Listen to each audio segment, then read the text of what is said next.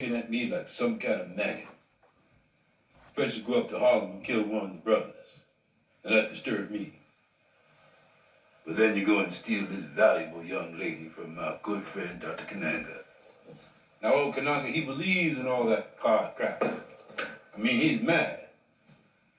Well, possession being 9 points of the law, I would say Kananga is your problem, huh? Thank you.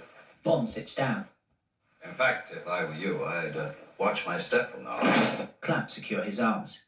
Yeah, well, you just let me handle our business with the man. Two hoods exit, leaving Bond with Mr. Big, Tee-Hee, and Solitaire. I got my own plans for you, man. But first, there's one little question that he wants answers for. In that case, you better ship me back to the island and let him ask in person. I'm not in the habit of giving answers to lackeys.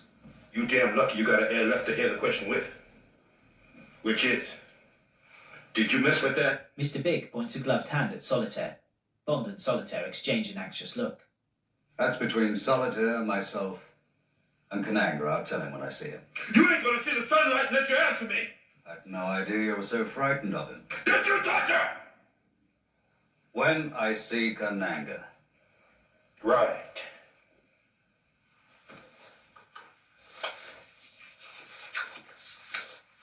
Mr. Big leans over Bond, picking at his face. His skin starts stretching and he pulls it off his face. Bond frowns as Tee-Hee looks on with a large grin. More skin comes off, and he removes a wig to reveal Kananga. Quite revealing. Kananga, poppy grower in thousands of acres of well-camouflaged fields protected by the voodoo threat of Baron Sandy. And there's Mr. Big, distributor and wholesaler through a chain of Philly of Soul restaurants. Wholesale? Sell heroin for money? My apologies, I'm sure you simply give it away. Excellent, Mr. Park. That's precisely what I intend to do. 2 tons of it, to be exact. When entering into a fiercely competitive field, one finds it advisable to give away free samples. Man or woman, black or white, I don't discriminate. Kananga's wiping off the false skin. 2 tons of heroin with a street value well over $1 billion. Nationally distributed free. Well, that should make a certain group of families rather angry, wouldn't you say? Angry? Why, my dear Mr. Bond, it'll positively drive them out of their minds and subsequently out of the business. Quite ingenious. A sort of junkie's welfare system. Well, merely until the number of addicts in the country has doubled, shall we say. Then I will begin to market that acreage that you blundered into the other day.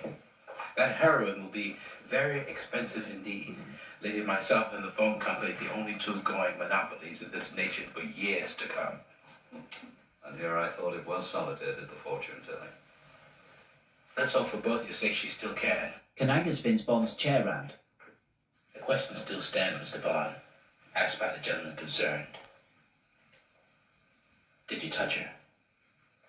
Well, it's not the sort of question a gentleman answers.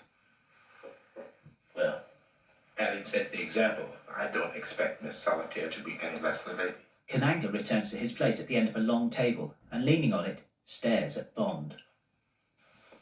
By the way, that's a particularly handsome watch you're wearing, Mr. Bond. Have a seat, please. You'll forgive me if I don't get up. Tee-Hee fumbles at Bond's wrist.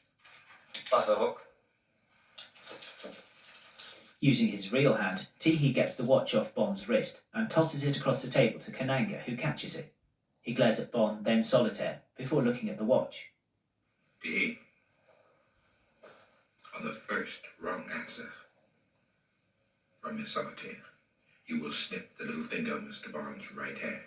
Tee-Hee grabs Bond's finger with his hook. Starting with the second wrong answer, you will proceed to the more vital areas. A worried-looking Bond has been turned away from Solitaire. Solitaire, my dear, I want you to listen to me very carefully. On the back of Mr. Bond's watch, the registration number 326 6.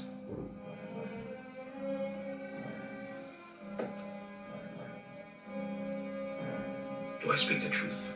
Kananga keeps his eyes fixed firmly on an anxious solitaire who's seated next to him at the table.